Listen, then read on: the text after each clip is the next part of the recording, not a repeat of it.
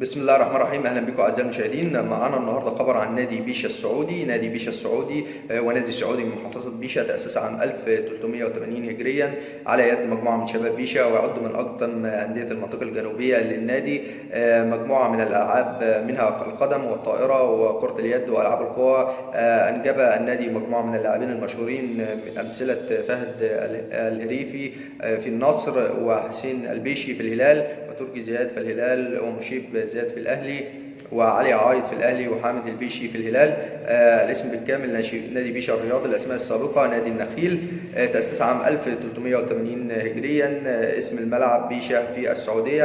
الساعه اما عن دوري الدرجة الأولى في السعودية في 2021-2022. أما عن الإدارة، المالك الهيئة العامة للرياضة، والمدرب عبد العزيز البيشي.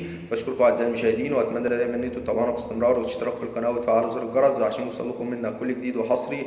والسلام عليكم ورحمة الله وبركاته.